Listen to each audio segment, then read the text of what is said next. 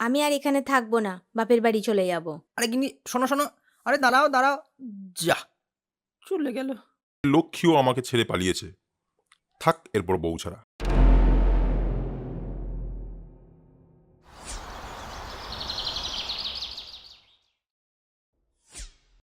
কি রে, কবে যাবি তুই? কেন, তোমার কি সমস্যা আমি এখানে থাকলে? নিজের কাজ করো না? ওই রকম করিস না, যদি আরেকটা বিয়ে করে নেয়। করুক তো, পিটিয়ে ছাল তুলে দেবো আমি। চেনে না আমাকে। এরপর রামু একটা আইফোন নিয়ে বাড়ি আসে। হে ভগবান, এই নাও তোমার আইফোন। এরপর তো আমার বউকে ফিরিয়ে দাও। আমি তো বলেছিলাম দেব, তাও আমাকে বিশ্বাস করলে না। রামু যেই ঘুম থেকে উঠেছে সেই লক্ষ্মী এসে হাজির। এটা কি? আইফোন বলেছিলাম না দেব, দেখুন দিলাম তো। এটা পুরনো মডেলের আইফোন। কারেন্ট মডেলের আইফোনটা কই? নতুন মডেলের? আমি তো বলেছিলাম আইফোন দেব, নতুন মডেলের দেব তো বলিনি। ভগবানের সাথে বেইমানি তো লজ্জা করে না? এই জন্য তোদের এই রকম হাল। তোকে দেখাচ্ছি মজা। রামু বাজারে যায়, সেখানে একটা মেয়ের সাথে তার দেখা হয়। রামুর তাকে খুব ভালো লেগে যায়। তাকে পেয়ে সে যেন তার বইয়ের কথা ভুলেই যায়। দেখ কেমন লাগে।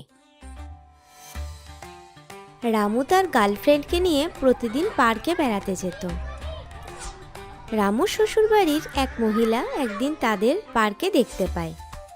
আরে দিদি, এখানেই আছেন দেখছি। আরে কমলিকা যে, বলো কিছু হয়েছে কি?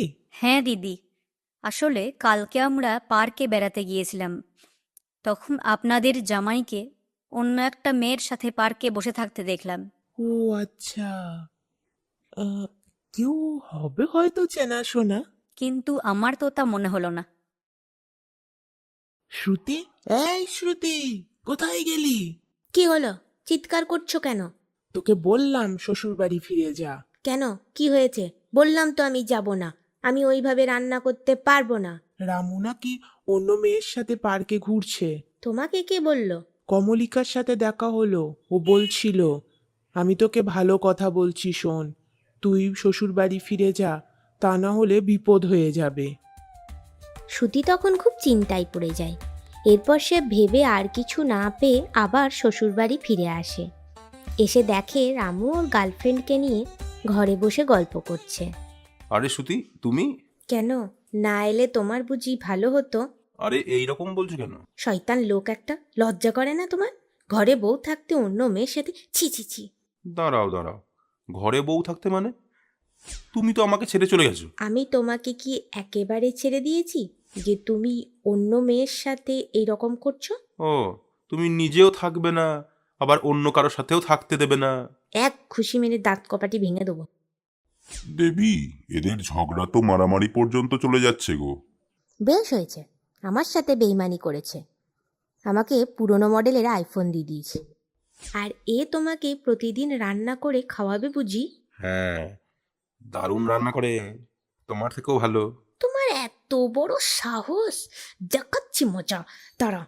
এরপর রামুর বউ রামুকে মারতে শুরু করে, আর এদিকে রামুর গার্লফ্রেন্ড ভয়ে পালিয়ে যায়।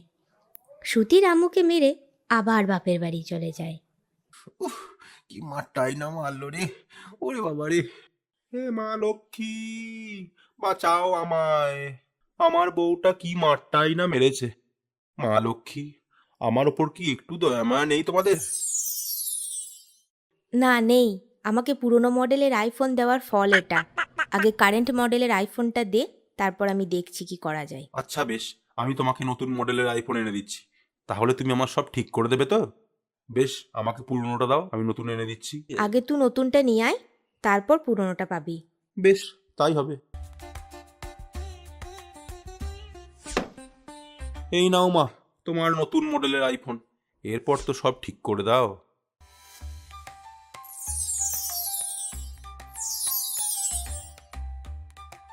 কি রে, খুব দুঃখ মনে হচ্ছে। তোর বড় খুব কষ্টে আছে, সেটা তুই জানিস? না, জানি না, জানতেও চাই না। ওই রকম কেউ বলে? তোর বর তোকে কত ভালোবাসে, ও কতদিন ঠিক করে খায়নি।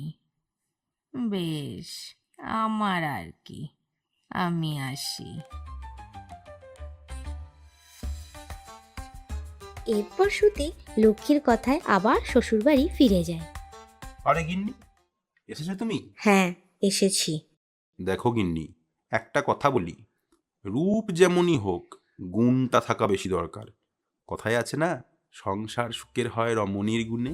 এসো আমরা আগের মতো ঝগড়া করি না, মানে আগের মতো আনন্দে থাকি।